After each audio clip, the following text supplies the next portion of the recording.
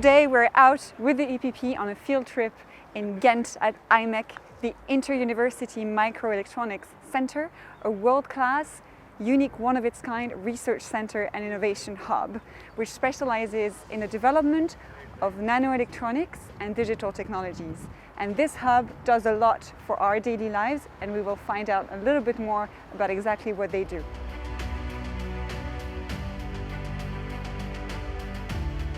So in this setup, we are trying to teach a robot to fold cloth. So we are trying to fold a t-shirt.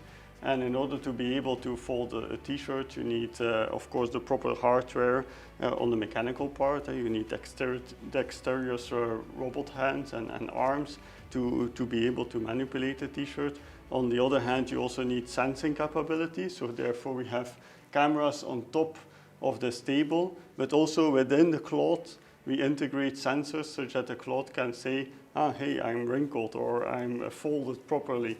And all this combined together with the learning algorithm, so like for instance, reinforcement learning or other kind of machine learning algorithms, we are trying with all that together to solve a task. And in order to do this quicker, we also try to mimic the humans. And so for this, we put the same table, in the public library in Ghent, and there like 800 minutes of people folding cloths were collected, and we use that data as well to teach a robot how to do this task.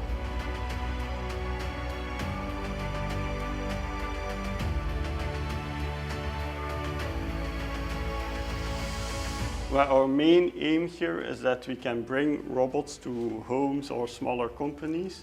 And for that, of course, the robot needs social capabilities. It needs to be able to interact with the humans. But also it needs to be able to quickly learn a new task. If you have a robot butler, so to say, in your home, you want to show how the windows need to be done, or maybe some cooking tasks need to be done. And you want to show it to the robot, and the robot should then be able to do it independently without too much instruction. And so that's our main goal. But of course, it's a long-term goal, so we won't be there yet in the coming decade. But yeah, we are working towards that. We would propose something similar to that, but something, of course, which looks more friendly and is a little bit smaller.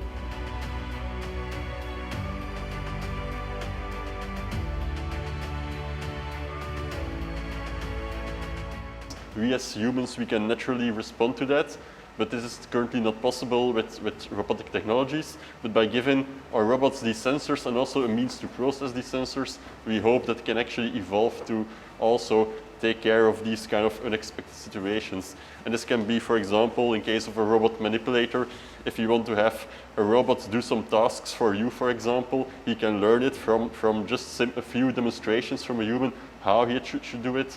But the more it encounters these situations, the more it can learn what's the normal behavior of the person walking by, and also anticipate on that and react to that.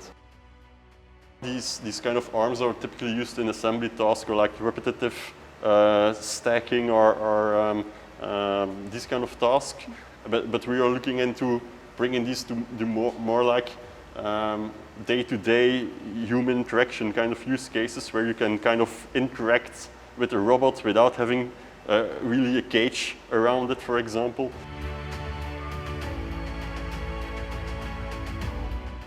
We program it to just pick up the blue block and then hand it to the person.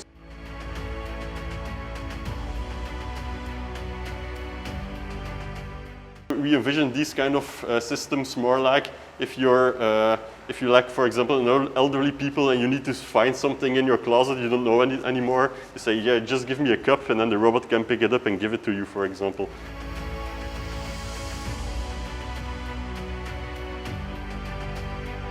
So here we are in the HomeLab. HomeLab is in fact a combination of a real house and a lab environment. It's kind of living lab where we test all kinds of residential services based on IoT, based on AI, in a natural environment, also with end users. So it's, as you can see, it's a real house, but it's still very flexible to install new technologies and also remove it again when the project is done. So you can install new sensors or other things in the ceiling, but also under the floor, and also every room has one wall with a corridor behind it where you can also install new technologies so that it's not seen by the end user you want to test with it. It still looks like a real environment, but still you can add a lot of things invisibly. So for example, in this room, behind that wall, you can walk behind that wall, you can install all kinds of things if you want. We measure a lot of context information here, a lot of data about environment, like temperature, like air quality, like presence of people, like even locations of people, and other things, and all that data is stored, and on top of that you can then apply more the AI techniques, as Sophie just explained, to learn lifestyle patterns of people, or to accurately detect if people are around or what activities they are doing, and then use that information for your service. And the service can be in different domains, so it can be more on healthcare, can be more on comfort, can be on entertainment, security, detect unwanted intruders, etc. So all these kind of services can be tested here. Typically in the beginning with colleagues, with researchers, friendly users as we say it, but then it's also possible to involve real end users, and therefore we collaborate typically with colleagues that are, for example, located in that public library in the Krook that Francis mentioned, and they can easily recruit people there because a lot of people come by, and then those people can come here to perform also tests. They can even stay here for a few days if that would be relevant for a test. So nobody is really living here, but you can stay here, or it is possible to stay here for example, a weekend if that would be interesting for a certain test.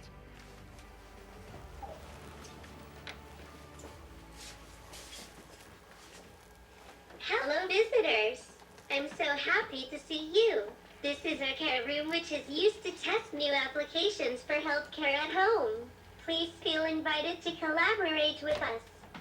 Yeah, well, I kind of give some examples that we test here. What we have been looking at, for example, is more voice-controlled services. So we have a lot of domotics here installed, so we can control a lot of things remotely.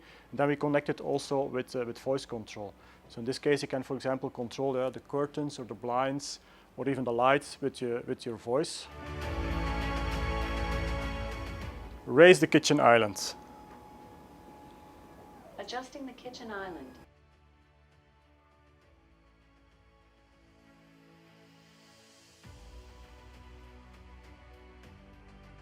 And this example here is also installed specifically to do tests with people with disabilities. So also people in a wheelchair can, if they want, cook here because you can lower it.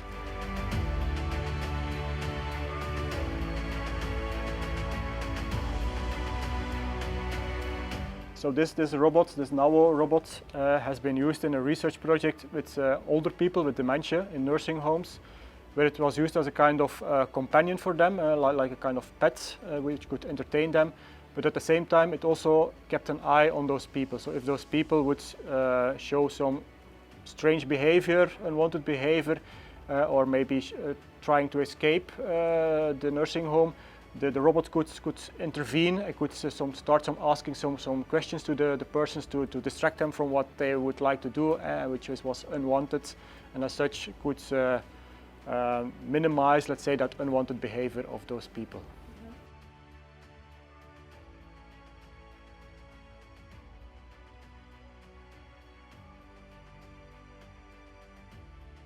So the techniques we design now, we hope and we expect they can also work for other neuropsychological diseases like dementia, and then can be used to do early detection of dementia. So that could help the elderly, of course. Also the lifestyle monitoring, where you automatically detect the sleeping patterns and if you have lots of activities or more sedentary behavioral, it can give you insight into your lifestyle patterns. For migraine patients, it's to help them, if you see the irregular sleep patterns is bad for your migraine, to help them in that part, but it can also help other people and elderly to shift towards a more healthy lifestyle. I think whatever we do, it's always driven from a concrete need, And I think that helps in giving us a chance and having people to test it and motivate them to try it out.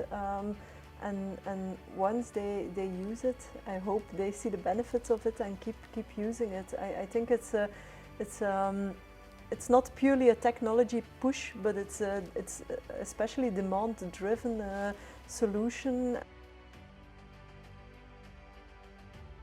If you have apps and insights into your lifestyle behavior, you can also take control as a patient for your own care, and so we also empower the patient by taking control of their own health and getting insights and change their behavior in order to have a better outcome. So I think it's supportive and empowering both the clinician and the patient.